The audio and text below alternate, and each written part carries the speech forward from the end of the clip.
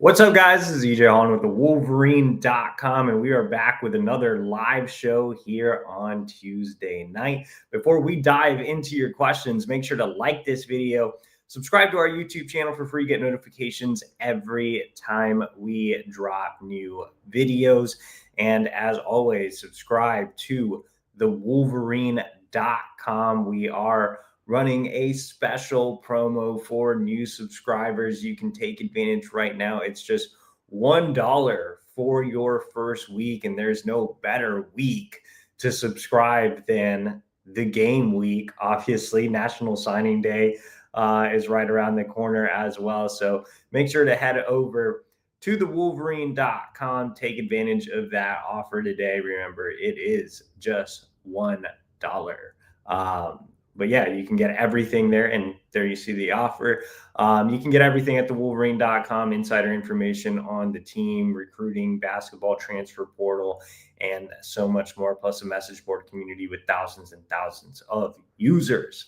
All right, before we dive into your questions, we do have a message from our presenting sponsor, and that is Dollar Shave Club. When you rep your team, don't stop at the jersey. Dollar Shave Club's collegiate razor handles combine grooming with glory, letting students, grads, and fans show their school spirit in style. From the sink to the stadium, shave with school pride. Visit dollarshaveclub.com to grab your college handle today. And as always, Dollar Shave Club says, go blue going into the game. And there you see the University of Michigan Diamond Grip handle exclusively at dollarshaveclub.com. It's just $8. So take advantage today. Show off your school pride. It's unique. It's limited edition as well. So make sure to hop on that deal today. Again, just $8 for your University of Michigan Diamond Grip handle at Dollar Shave Club. All right, guys, so we will get into the questions in the order in which they came. Remember, everybody is limited to 3 questions. If you want to ask an extra question, then leave a super chat. If you want to skip the line, we already have a lot of questions in the chat box. Then also leave a super chat. That money goes directly to my travel budget so I can continue to see Michigan's commits and targets on the road. Had a lot of fun this past week getting a chance to see Michigan commits Savion Hyder and Markel Dabney go head-to-head. Really fun game there. So again, if you want to skip the line or just want to leave a super chat, or you want to ask an extra question, then go ahead and hit that little box with the dollar symbol. All right, Zachary Pizot was here bright and early. He says, biggest visitors this week, anyone we can get to commit after the game. So for this weekend, the biggest visitors in 2026, I mean, starting off, it's Julian Walker, who's already committed to Michigan, but is still, being courted by South Carolina, where his father is part of the strength and conditioning staff. This will be his mother's first time on campus. This will be Walker's first time on campus since he committed back in the summer. So really pivotal visit for Julian Walker and Michigan's efforts towards keeping him.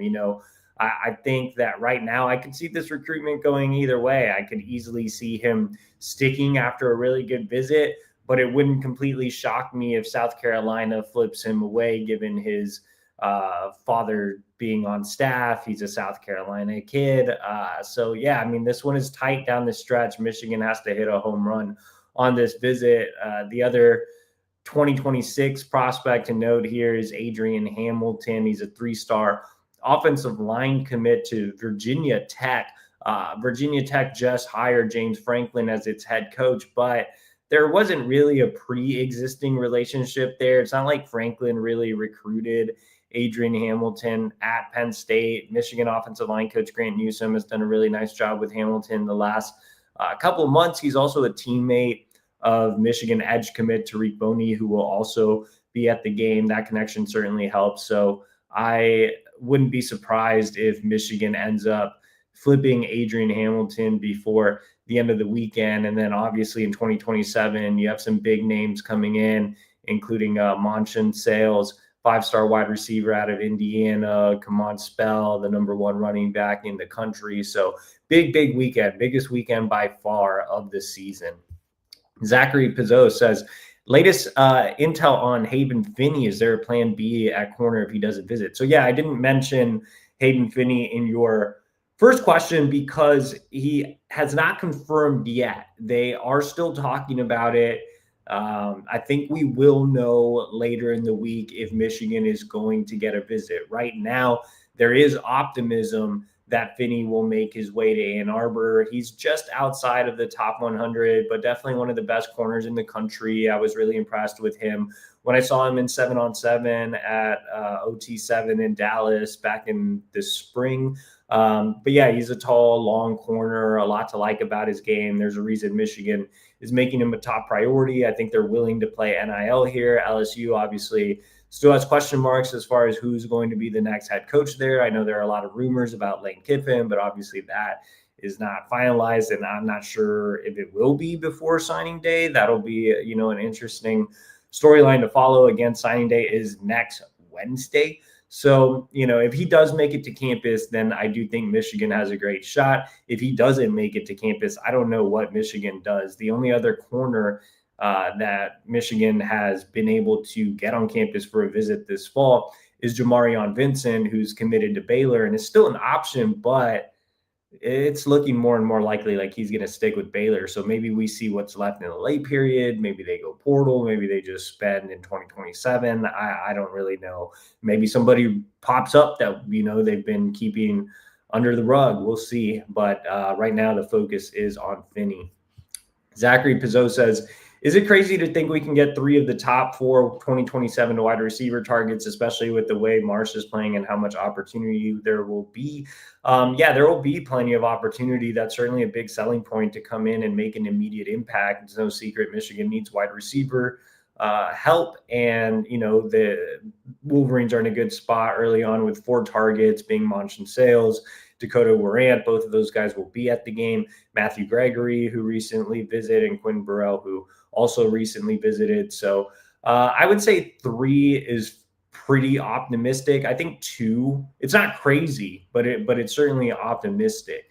I think 2 is more realistic. I could easily see one of Sales or Warant, and then, one of Burrell or Gregory. So, but 3 is certainly not out of the question.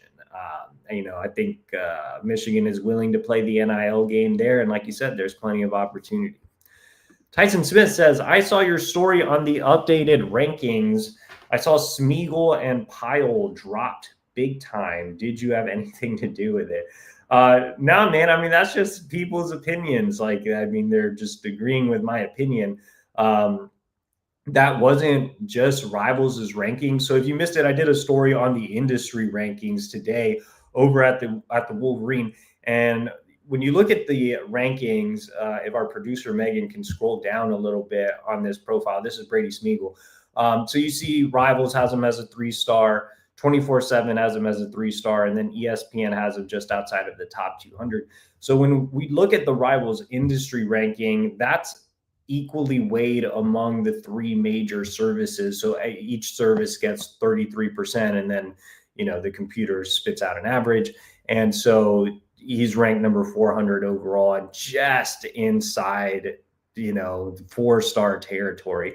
But that, obviously that has nothing to do with me. That's the services agreeing as a whole. And it was the same thing with Jalen Pyle. Look, when Brady Smeagol committed, I said that, he was ranked way too high early on, and I thought he would drop similar to Jaden Davis. Obviously that happened.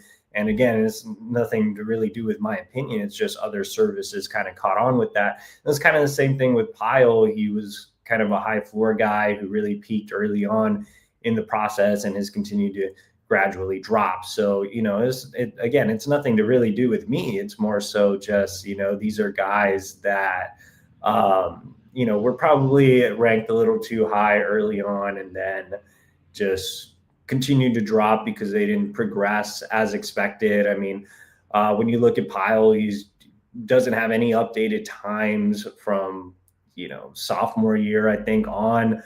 So we don't really know what he has speed-wise. He's not, super athletic. He's not super explosive.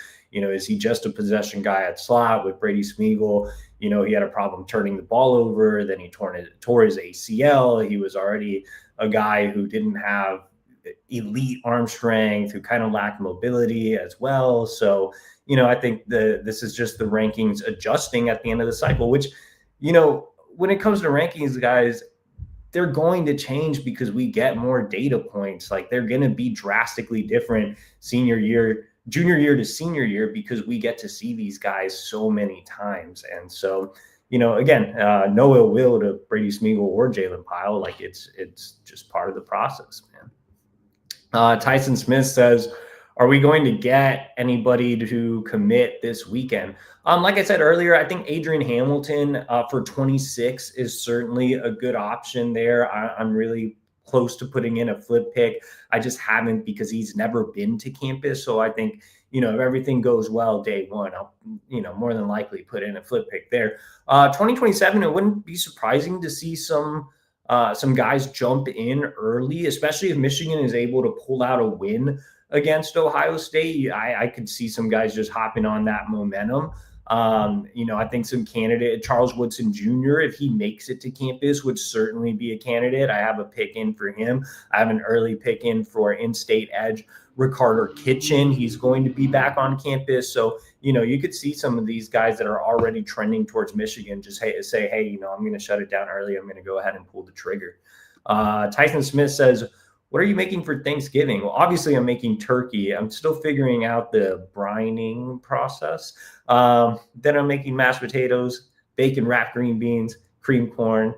It's going to be a great Thanksgiving. I don't have to see any family. It's just me and my wife. So the more I can just avoid people and stay at home and play video games and eat food, it's going to be a great Thanksgiving. All right. We have a super chat from Michelle Wallace, and she says, thank you for what you do with Wolverine security. I'm not a security. My dad has been a security guard for 30 years, but I did not follow in his footsteps. I think Michelle meant recruiting. We appreciate you as always, Michelle, for watching. Butter XO says, if Finney rumors dead, is there a pivot Michigan can go to this late in the cycle, or are they planning to portal in a CB? Like I said, there's still a lot of optimism that Haven Finney will show up at Michigan this weekend. If they don't, I'm not sure there's a true pivot option with Jamarion Vincent likely staying with Baylor. Maybe they do explore a portal. We'll see on that. Ben Rickett says, besides Julian Walker, is there anyone else that you could see decommitting? Everybody's been really locked in. There was some concern maybe about Alistair Vallejo, who was picking up some offers, but he's been solid. He hasn't visited anywhere. He'll be back for the game this weekend. There was that, Ohio State rumor about Carter Meadows that didn't turn into anything. He's locked in. He'll be back this weekend. I think there was, a little bit of buzz with Malachi Lee. Or actually, right after Malachi Lee committed, I think there was some decent buzz for Texas, and then that never really turned into anything. He'll be back on campus this weekend. So everybody's pretty solid.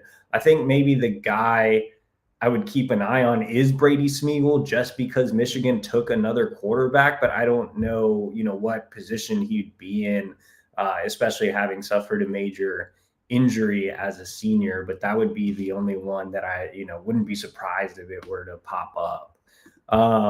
Lou L before you says, any confirmation Finney makes it to the game, has the mindset he could start early. Why isn't Earls playing, knowing he would get the torch with all his talent?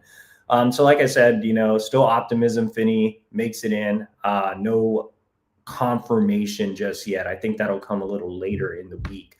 In terms of Shamari Earls, I really don't know why he's playing. I don't cover the team like that. So once these guys sign, I don't really stay in too much contact with them. I'll probably hit up Shamari since I was super close to him after this season, but I'm not really sure. I mean, he definitely has all the talent in the world, so I'm not sure what's really holding him back right now. Ben Rickett says, where does Michigan stand with the two tight ends from the Dakotas? The Michigan's in a good spot. Obviously, the Wolverines do a nice job recruiting kind of out in the middle of nowhere. They've landed guys like Colson Loveland, Matt Ludwig this cycle, obviously. They're in a good spot with Cooper Terwilliger, who is in South Dakota, and he's coming in for the game this weekend. And then Brooks Backo is from North Dakota, and he's coming in for the game this weekend too, I believe. So, yeah, like I said, Michigan does great recruiting in Big Sky country, I guess you could call it. So I mean, obscure areas. So I think they'll continue to progress well with both of those guys. Ben Rickett says, with all the coaching movement, do you think Michigan will reserve any spots for the February signing period? I mean, you could see them maybe, like I said, if they miss on Haven Finney, then, you could see what's still out there at corner. The thing is, I mean, they already have 26 commits. If Hamilton commits this weekend, they'll be at 27. Like, there just aren't a lot of spots left, so I mean, they could always make room if somebody, big is out there that they really like, or like I said, there's still a need at corner. But I think with the way the signing period works and the expedited recruiting process in general, the February signing period has become pretty much irrelevant. Salted Rock 4 says, EJ, what are your grades on 2027 O-line targets? Maxwell Heiler, Jakari Lipsey, and Elijah Hutchison. So the only two that I've seen in person are Heiler and Hutchison. I saw Heiler at the Under Armour camp in New Jersey in May, and then Elijah Hutchison I saw at the Under Armour camp in Baltimore in early June. Heiler was dominant. He is a big dude, towering tackle. I think he's a 5-star early on. And can play the interior. He's listed as an interior because he's so massive. He could play either. He's an elite level guy for sure. There's a reason he's a 5-star. He was, I think Steve Wilfong reported that he was a maybe to come in to Michigan this weekend, but he will not be on campus. But, Michigan should keep swinging there because he is a top talent. Elijah Hutchison is also ranked super high. I was really impressed with him. He actually had some really good reps against Tariq Boney, Michigan's edge commit. And won a couple of those reps as well. He's a super athletic kid. Really like his upside, and he's been soaring up recruiting boards everywhere. I have not seen Jakari Lipsey, but he's obviously been a big riser in the rankings. He's an in-state kid. I think Michigan's trending in the right direction there, and he'll be on campus this weekend.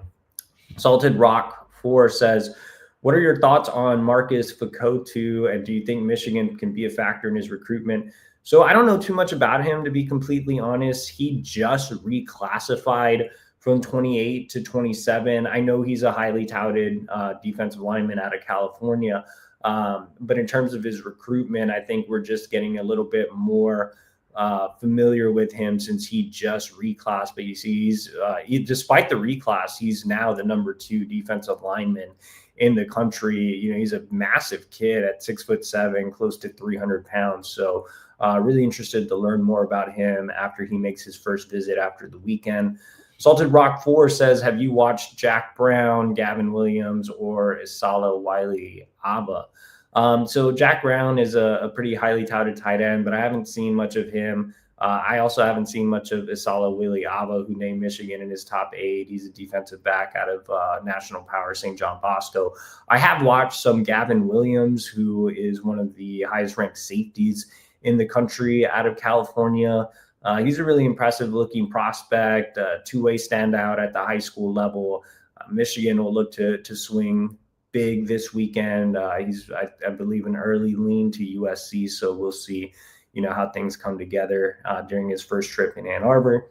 Michelle Wallace says, 2028 recruiting, DeAndre Bitten, Donald Tabron, Jaden Wade, Jaden Bell, Antoine Wilkes, Caleb Walker, or Caleb Tucker. So a lot of names being thrown here. Jaden Wade just committed to Georgia. I think the quarterback, focus is obviously on Donald Tabron. He'll be back on campus this weekend. DeAndre Bitten is a top 10 player nationally, another elite wide receiver in state. Both of those guys are must lands for Michigan in 2028. Then, Jaden Bell, Antoine Wilkes, Caleb Tucker, these are all Midwest guys. So 2028 has a lot of talent close to home. Michigan's in a good spot with all those guys.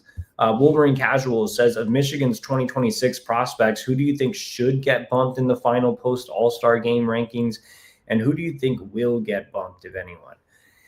It's hard to answer that question right now because we have not gotten the full All-Star game rosters. So I don't even know who's going to actually get evaluated. Like, for example, Savion Hyder, he played in the Under Armour game last year. He's not playing in the Under Armour game this year. His parents told me that Savion will be moving in at Michigan January 3rd. And so they're just opting not to play in it because they want to get him ready to go off to Michigan as an early enrollee. So, I think I know Malachi Lee is playing in the game in San Antonio, the Navy All-American Bowl. He has not gotten a lot of eyes on him just because he's way out in Hawaii. So it'll be interesting to see how his performance affects his rankings. He's a guy who also has really limited film. Some services are super high on him. Some services have him, I think, in like the 200. So I think we'll know a lot more about Malachi Lee after the All-Star game. I think Zion Robinson is playing in the Under Armour game. It seems like everybody's high on Zion except for Rivals. So it would be great for Rivals to get a look at him. I think he's a guy who should and will move up the rankings if he really impresses at the Under Armour game. Michelle Wallace says, Grayson Thornton, quarterback, Jeremiah Cross.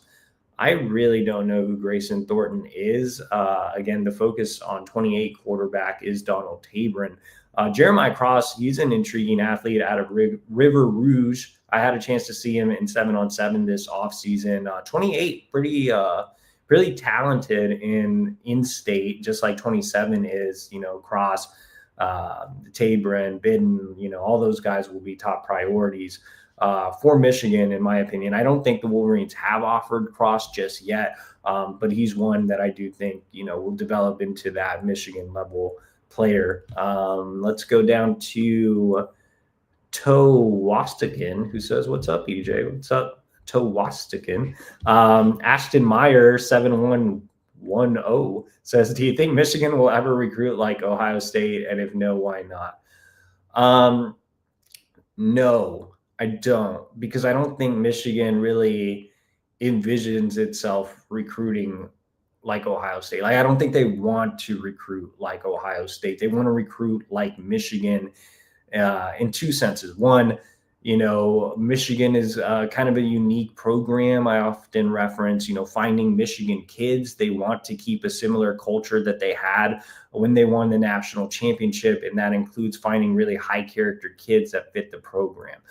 So they put a premium on finding Michigan type of kids. They may veer away from that a bit with NIL, but the second thing is NIL. I don't think Michigan is just out there spending for everybody they can get. Like, they're not spending for every single top target on their board. They want to handle this more like an NFL roster, which is why Sean McGee is the GM. Obviously, he spent time with the Chicago Bears, and so they're going to budget recruiting while planning for spending in the portal, while planning for spending when it comes to roster retention. You can always have a Larry Ellison or another big-time booster come in and say, hey, I really want, Bryce Underwood or somebody like that. But for the most part, I think Michigan really, in an era where you're seeing so many rule changes and restrictions and not restrictions, and it's so ever changing, they want to have a balanced plan. So they are trying to be methodical with their approach as opposed to just, straight up being an NIL cash cow type of program, which I think is more of along the lines of what Ohio State is recruiting like. And Ashton Meyer says, why is Ohio State recruiting never seemed to fall off? Well, one of these kids grew up watching Ohio State win a lot. But two, I think, they do a great job of recruiting. Like, their staff is super active and always out there. They do have a lot of top recruiters. I think they have an elite recruiting department. Their GM is one of the best out there. And like I said, they're very willing to spend when it comes to NIL. Tewastigan says Michigan should just offer Julian Walker's old man a job at Michigan and bring the family. I mean, it wouldn't be a bad idea. Actually, Walker's dad spent some time under Ben Herbert at Wisconsin. So, there could be a little bit of a tie there. But yeah, I mean, it really wouldn't be a bad idea. All right, before we move on into our next group of questions, guys, we do have a message from our sponsor at MyPerfectFranchise. Are you a displaced corporate executive or wanting to put your career into your own hands? Or are you an experienced entrepreneur wanting to diversify? Andy Luedecke can help. Andy is a huge college sports fan and franchise veteran.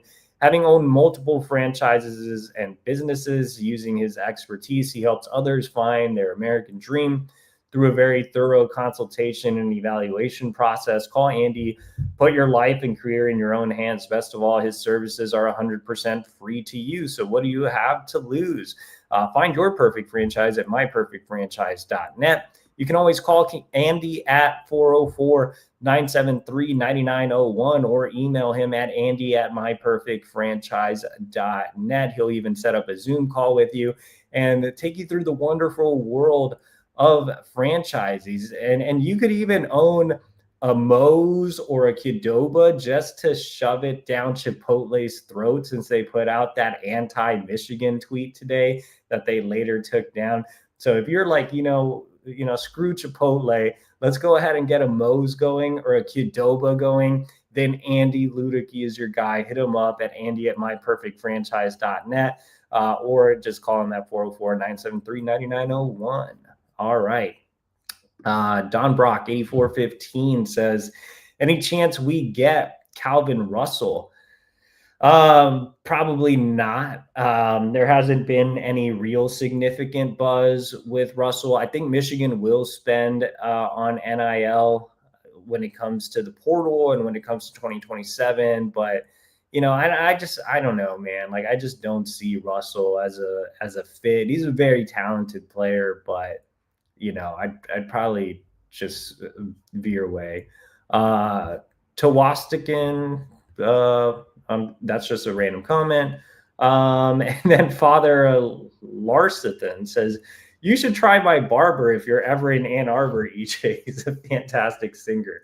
Well, yeah, I hate when people randomly sing to me, which happens way often and more often than it should. And I hate haircuts, man. I hate people touching me. Random strangers touching my head, like literally in hell when I go get my hair cut. Plus, I always wear hats, so who cares? Ashton Meyer, man, obsessed with the Ohio State questions here. Why is Ohio State recruiting always in the top 3 and Michigan can't get into the top 5? Like I said earlier, they just recruit differently. They have more of a, recruit like a football factory, play the NIL game as much as possible, and Michigan just doesn't do it that way. Weston Candle says, do you do basketball recruiting? No, I do not do basketball recruiting at all. I like to play basketball. I used to like to play basketball, but I don't enjoy watching basketball at all. Not my thing. Eric Miller says Cam Coleman. Michigan, if he decides to jump in the portal, I think Michigan could try to be aggressive there. They obviously need immediate impact wide receiver help, and Cam Coleman could certainly provide that. Not only that, Michigan did recruit Cam Coleman coming out of high school, so there is a relationship there with Ron Bellamy.